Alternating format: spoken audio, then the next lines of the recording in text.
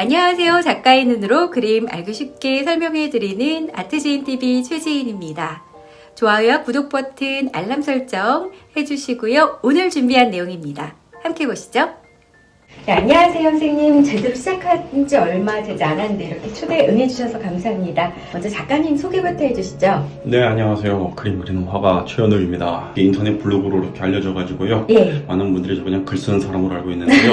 네, 그림 그리는 화가입니다. 네, 꼭 그림 그리는 화가라고 소개를 하시나 봐요. 이게 어느 순간 글 쓰는 작가로 알려져가지고요. 아, 그림도 많이 그리시는데 사실 책도 5권 내셨나요? 예, 책 5권 어째 하다 보니까 그렇게 됐네요. 아, 소개를 좀 해주실 수 있을까요? 네, 제가 제 2015년 말에 출간된 비밀의 미술관이라는 책이 한 권 있는데요. 서양 미술사 속의 이렇게 뒷이야기, 재미있게 보시라고 쓴 책이 있고요. 바로 곧 이어서 반 고흐를 좋아하는 사람은 꼭 알아야 할 32가지라고 하는 빈센트 반 고흐의 삶과 작품, 그리고 빈센트 반 고흐가 어떻게 유명해졌고 영향들에 대해서 싹 정리해놓은 책이 한 권 또 있습니다.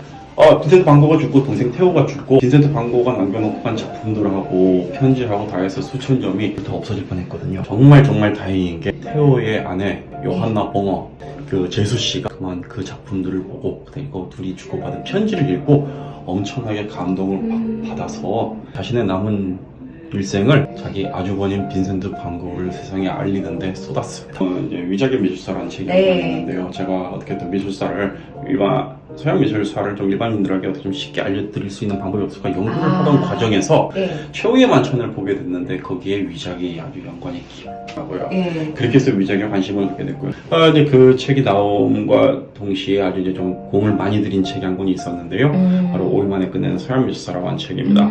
마지막 책으로 올해 초에 출간된 나의 첫 미술 공부라는 책인데요. 이 책은 진짜 미술 아무것도 모르시는 분이 미술 감상을 좀 하고 싶다. 어떻게 해야 될까? 거기에 필요한 모든 것들을 그냥 240페이지 안에 때려 담았습니다. 그런 이야기들이 담겨 있습니다.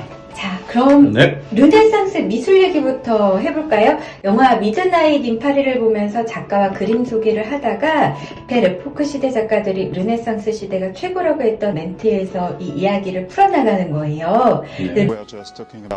1920년대에서 다시 황금기라고 생각하는 베르포크 시대로 갔지만 그 시대를 살아가는 예술가들의 이야기는 또 다른데요. This generation is empty and has no imagination.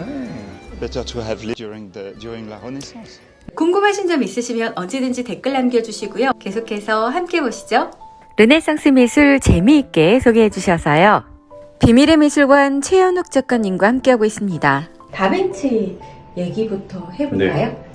저는 아무리 생각해도 이 사람의 직업은 한량 같아요. 남겨놓고 간 작품이 현재 우리가 이게 정말 레오나르도 다빈치가 그렸다고 확신하는 작품이 13점. 이게 레오나르도 다빈치가 붓질러도 했을 것이다까지 포함하면은 20점. 위작 포함 이게 다빈치가 했나 안 했나 다 해봤자 50점이 차면 안 돼요. 근데 레오나르도 다빈치가 죽을 때 무슨 말을 했냐면은 내가 한평생 제대로 끝낸 작품 한 점 없이 이렇게 가는구나. 내가 신을 모욕했다라고 했어요.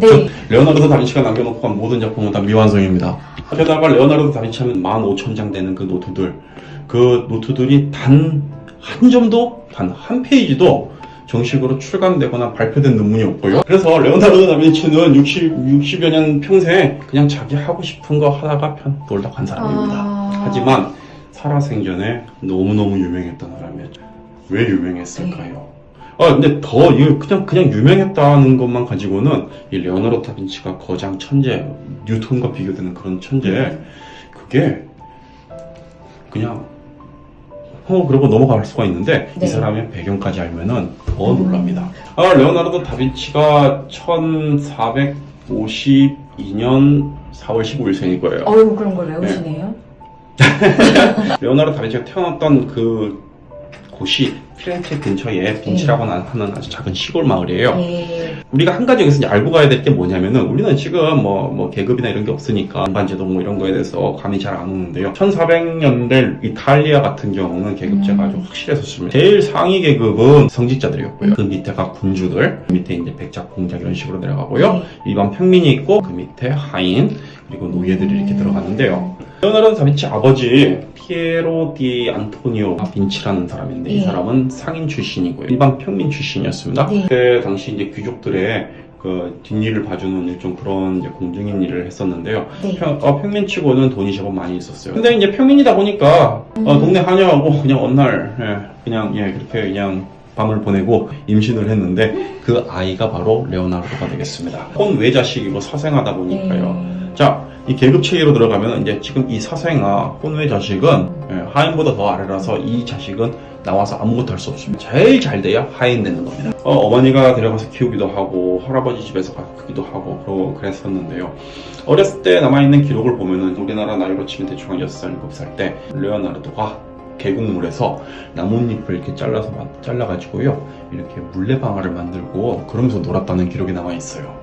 참고로 또 이게 이름이 레오나르도 다빈치잖아요. 레오나르도가 빈치에서 태어났다고 했죠. 그래서 혼외자식이기 때문에 아버지의 성도 못 물려봤습니다. 그래서 레오나르도만 이름이고요. 다빈치는 빈치에서 태어났다. 근데 학교도 못 가요. 네. 그래서 레오나르도 다빈치는 정식 교육을 받은 게 없습니다. 근데 레오나르도 다빈치 자기가 뭔가 막 하고 싶은 거예요. 근데 자기 계급 신분상 할 수가 없으니 그때 그 틀을 나갈 수 있는 방법이 하나 있었는데 길드라는 곳에 가입을 하게 됩니다. 이 길드는 뭐냐면 지금 시대로 치면 협회예요. 산 루카스 길드라고 있었는데요. 지금 미술협회라고 보시면 되겠는데 거기에 들어가려면 미술협회 즉 길드에 소속된 작가의 공방에서 배워서 그 공방 선생님이 오케이 했을 때 신청을 하면은 그 길드의 이사들이 보고 판단을 해서 뽑혀줍니다. 즉 거기에 들어가려면은 일단 이 거장의 공방에 들어가줘야 돼요. 다빈치는 일단 평민 출신의 상놈이니까 네. 거기 들어갈 수가 없겠죠. 그렇구나. 네. 게다가 빈치라는 작은 시골 마을이니까 그런 길드 자체조차도 없었고요. 어느 날 레오나르도 다빈치가 집에 이렇게 있는 나무로 만들어진 동그란 방패에다가 그림을 하나 그렸어요. 그게 바로 메두사의 머리였는데 그게 그렇게 사실적으로 멋있었다고 해요. 아버지가 그걸 두고 피렌체에 가서 갖다 팔았습니다. 그게 몇 살일 때 그린 거예요? 정확한 연도는 없는데 네. 아마 10대쯤으로 추정을 하고 10대 초 너무 잘 그렸다고 하더라고요. 근데 아버지가 레오나르도를 피렌체에 있는 아주 유명한 공방 안드레아 델 베로키오라고 하는 공방에 가서 부탁을 해요. 그래서 베로키오 선생님, 내 아들이 그림도 잘 그리고 똑똑한데 그냥 하인으로 쓰셔도 되니까 받아만 주세요. 그래서 거기 들어갔고요. 선생님이 얘를 데려와서 보니까 너무 똑똑하고 실력도 넘치고 베로키오 선생님이 드디어 레오나르도를 키워주기 시작합니다. 그리고 베로키오 선생님 덕에 메디치 가문의 후원도 받게 되고요. 그러면서 레오나르도 다빈치의 이름이 세상에 알려지게 됐고요. 최후의 만찬이 지금 제가 기억으로 1496년부터 그랬을 거예요. 네. 최후의 만찬이 참 많은 순환을 겪었다면서요. 일단 벽화라고 하면은 프레스코라고 하는 기법으로 그림을 그려야 돼요. 최후의 만찬이 그려진 그 장소가 마침 수도원 식당의 벽이었고요. 그 벽 바로 뒤에가 부엌 창고가 있던 곳이었어요. 부엌이면은 벽이 뜨겁고 습기가 나오고 난리가 날 거 아니에요. 보통 그런 곳에는 그림을 그리기는커녕 걸지도 않아야죠. 근데 거기에 작품이 의뢰가 들어왔고요. 그거를 레오나르도 다빈치는 프레스코라는 그 정식 기법으로 그리지 않고 네. 템페라라고 하는 그냥 마른 벽에다가 물감으로 바르는 그 기법으로 그렸습니다. 즉 얘는 무조건 망가질 그림이었어요. 근데 그걸 3년 동안 그리다가 그만 전쟁이 났어요. 그래서 레오나르도 다빈치가 잠깐 도망을 갔습니다. 돌아왔더니 이 그림이 우수수 다 떨어지고 없는 거예요. 근데 레오나르도 다빈치는 그냥 그거 내팽개치고 그냥 가버렸습니다. 작품이 미완성으로 남아있는 상태에서 수도원은 계속 돌아가니까요. 부엌에서 밥은 해야 되죠. 그림이 완전히 망가졌죠. 그리고 시간이 대충 한 100년쯤 지나가지고 수도승들이 이거 밥 들고 이렇게 돌아서 식당에 옮기기가 귀찮다고 여기 바로 가는 구멍을 뚫자 문을 만들자 해가지고 그냥 문을 만들었는데 문을 아주 예쁘게 잘 만들었어요. 바로 예수님 발을 그냥 통째로 잘라버려가지고 그래서 거기다 아예 복원 자체도 안 돼요. 즉 100년이 지나니까 그 수도원에 있는 수도승들마저도 이게 최후의 만찬이라는 그걸 모를 정도로 완전히 망가졌습니다. 근데 뭐 그러고 시간이 지나면서 이제 그 수도원은 이제 뭐 사람들이 많이 모르고 전쟁 나고 탄 맞고 지진 나고 온갖 순환 다 당했는데 그러다가 1700년 되면 나폴레옹이 또 이제 이탈리아를 쳐들어와요. 프랑스잖아요. 그래 나폴레옹이 내려갈 때 우리 이탈리아를 점령할 거지만은 이탈리아 예술작품은 손도 대지 말아라. 생각해보세요. 수도승들도 모르는 거기를 그냥 마구간으로 썼습니다. 병사들이 그 마구간 지키는 병사들이 할 일 없잖아요. 이렇게 보니까 저 벽에 뭐 허연 게 이만한 게 있는 거예요. 그래서 심심하니까 거기다 말똥 던지기는 노래를 했고요. 그러다가 드디어 세계대전이 났습니다. 독일 나치가 거기 밀라노를 점령하고 있었는데요. 그래서 영국 연합군이 밀라노에 주둔하고 있는 나치에게 폭탄을 떨어뜨린다고 폭탄을 떨어뜨렸는데 하필이면 그 수도가 홀라당 날아가 버렸어요. 정말 운도 좋지 또만 남아 있을 거예요. 예. 근데 이게 사실 옛날부터 레오나르도 다빈치가 그린 그림이 여기 그려져 있었다라는 계속 얘기가 내려와가지고 중간중간에 화가들이 그래서 복원을 하려고 했는데 네. 그 복원은 원래 복원가한테 맡겨야 되는 거거든요. 네. 근데 화가들이 같이 했으니까 제대로 했을 리가 없겠죠. 완전히 망가진 거를 1900년대 초에 이탈리아에서 이걸 복원을 한번 하자가 나왔었지만은 그게 무산이 됐어요.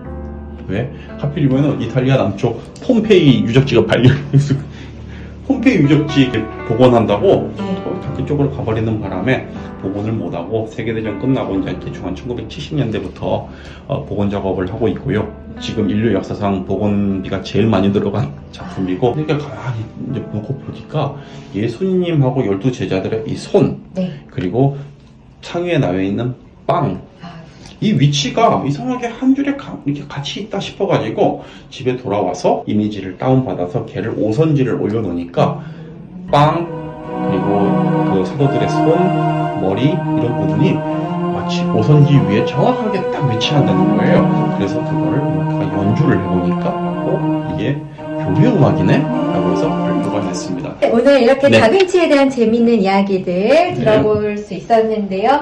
비밀의 미술관 책을 쓰신 최현욱 작가님과 함께 했습니다. 이번 주 아트지인TV 서양 미술 속의 숨은 이야기 찾기 이렇게 작가님과 함께 해보려고 하는데요.